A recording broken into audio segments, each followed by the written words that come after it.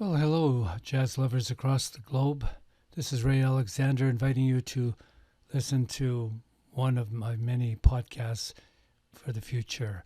I'm hoping that I might have a section each and every day called On This Day, something or another occurred, whether it was simply a birth or perhaps it was the invention of an instrument or perhaps a certain movement occurred like the bebop or cool school of thinking in the world of jazz, that sort of thing. So on this particular day, the first of many, November the 22nd, 2021, I would like to inform you that three significant figures were born, not only in jazz, but they were politically very important indeed.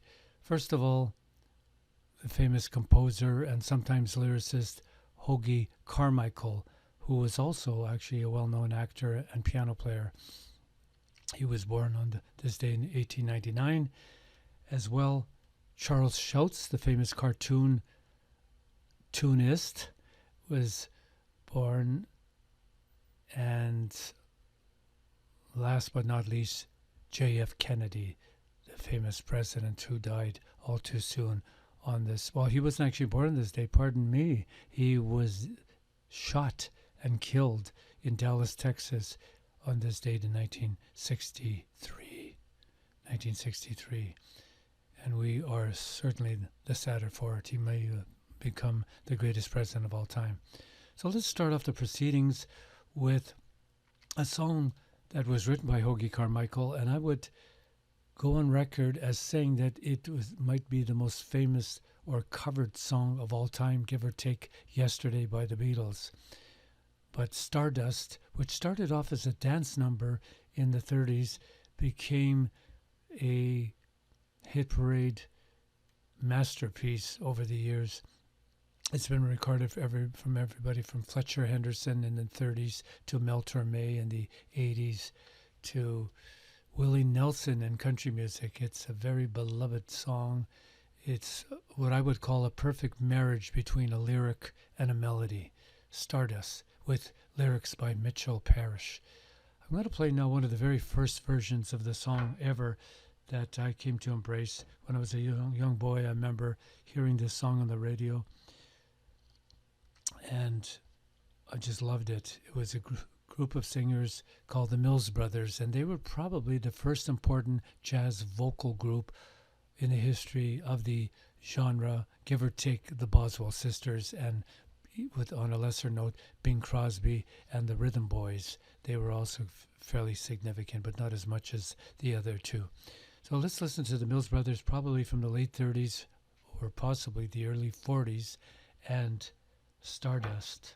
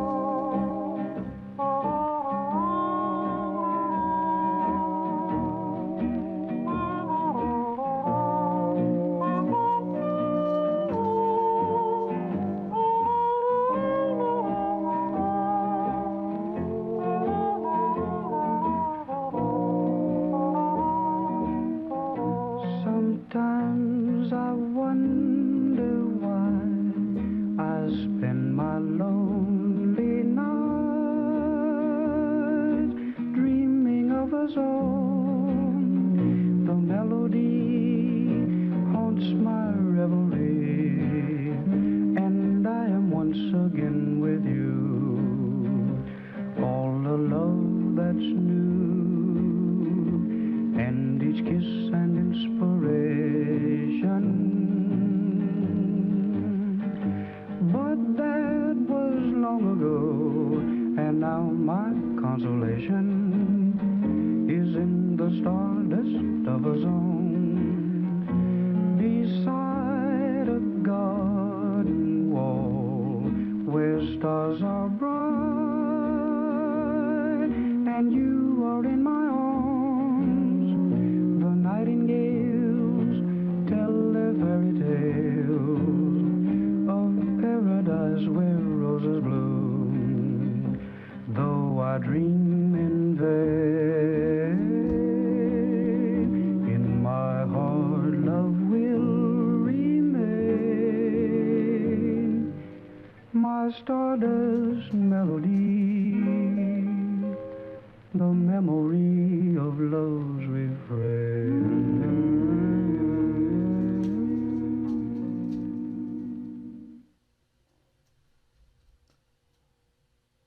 Wasn't that gorgeous? I had the pleasure of meeting those gentlemen years ago at the Winnipeg Auditorium when they had an annual auto show. And one year it was the Lennon Sisters, the next year it was Chuck Norris, the rifleman with Jay North, who played Dennis the Menace. And then finally the Mills Brothers came to town, and I recall them asking me what I thought of the Beatles. Now, this was in the 60s, around the time when they really first took off, and I thought, they might become a fad because, they were just putting out some pop songs like I Want to Hold Your Hand and She Loves You and so on, and I didn't really see any sophistication there yet. But as time went on, it's probably the first time in my life that I was wrong about what a musical entity might become, because in my estimation, they were the greatest pop and rock group of all time, and two of the very finest writers that we'll ever know, Lennon and McCartney, and sometimes Harrison. So anyways, I hope you enjoyed that rendition of Stardust. Like I said, it's just about the most covered song of all time, give or take yesterday, and see if you can find your favorite. Another person born on this day was the famous cartoonist who created the strip Peanuts that went on for many, many years. It was definitely my favorite. He was born in 1922, and I'm talking about Charles Schulz. And it's evident to me that he loved jazz music because he hired Vince Guaraldi, the famous jazz pianist and composer, to write the music for many of his television specials. And there's actually a compilation of Vince Guaraldi's greatest hits out there, with the songs that he wrote for Christmas and for Halloween and for Thanksgiving, etc. And I'm going to play something by Vince Guaraldi in tribute to Charles Schulz, who made me smile so many times with his various interesting characters, from Charlie Brown to Linus to Snoopy and Woodstock and Peppermint Patty, etc., etc. There was nothing ever since. And if you ever want to read about the symbolism behind some of the writing and the creations, there's a couple of books. One is called The Gospel According to Peanuts, and the other, The Parable of Peanuts. They're both very interesting must-reads for any Charles Schulz fan.